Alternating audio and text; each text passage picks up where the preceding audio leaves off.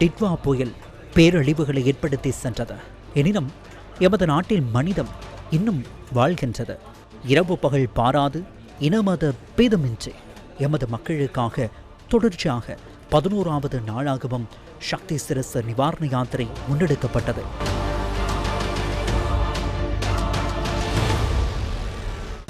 கொழும்பு 2 உள்ள break group place சக்தி சிரச தலைமை காரியாலயம், டிபானம ஒளிபரப்பு மத்திய நிலையம், காலி காந்துவத்து விசேட மத்திய நிலையத்தில் இன்றும் அத்தியாவசிய பொருட்கள் சேகரிக்கப்பட்டன.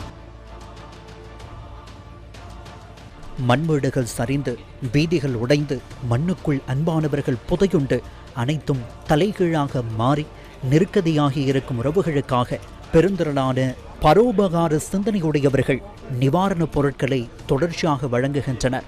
இவ்வாறு சேகரிக்கப்படும் அத்தியாவசிய பொருட்களை 24 மணித்தியாலங்களுக்குள் பாதிக்கப்பட்ட மக்களுக்கே பகிர்ந்தளிக்க சக்தி சிரச நிவாரண யாத்திரை நடவடிக்கை எடுத்தது.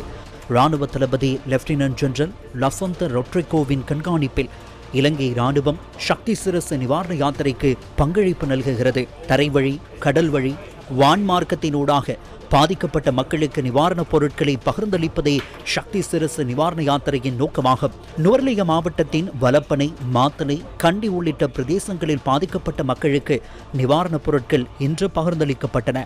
டிபானம ஒளிபரப்பு மத்திய நிலையத்தில் தொடர்ச்சியாக 11வது நாளாகவும் பாதிக்கப்பட்ட மக்களுக்காக நிவாரணப் பொருட்கள் சேகரிக்கப்பட்டன.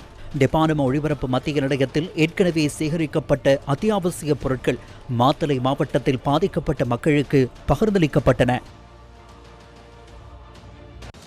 கேகாலை மாவட்டத்திற்கு சென்ற சக்தி சிரச நிவாரண யாத்திரை குழுவினர் உடத்துவ உள்ளிட்ட புலக்குஹோப்பிட்டிய பிரதேச செயலாளர் பிரிவுக்குட்பட்ட பல்வேறு பகுதிகளுக்கும் சென்று நேற்று இரவு முதல் இன்று அதிகாலை வரையில் சேகரிக்கப்பட்ட அத்தியாவசிய பொருட்களை பகிர்ந்தளித்தனர். மாவனெல்லை, உந்துவான்காந்த, பல்பான, அரணாய்க்க உள்ளிட்ட பகுதிகளுக்கு சென்று இடரை எதிர்நோக்கியுள்ள எமது மக்களுக்கு அத்தியாவசிய பொருட்களை பகிர்ந்தளித்தனர்.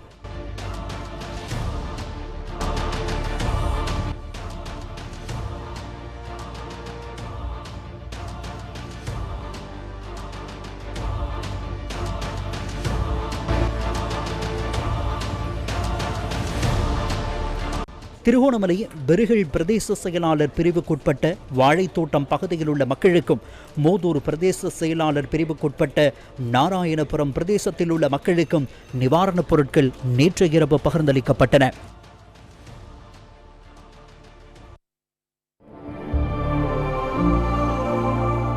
மழையுடனான சீரற்ற வானிலையால் பாதிக்கப்பட்டுள்ள மக்களுக்கு உதவிக்கரம் நீட்டும் சக்தி சிரச நிவாரண யாத்திரைக்கு நீங்களும் பங்களிக்கலாம். பருப்பு, அரிசி, நூடுல்ஸ், பிஸ்கட், சோயா மீட், டின் மீன் நிவாரணப் பொருட்களை கையளிக்கக்கூடிய இடங்கள்: கொழும்பு 2 பிரேக் குரூப் பிளேஸ் சக்தி சிரச தலைமையகம், தெபானம கலேகம், காலி காந்துவத்த சந்தையில் அமைக்கப்பட்டுள்ள சக்தி சிரச நிவாரண யாத்திரை மத்திய நிலையம். தொடர்புகளுக்கு 076 552 5000.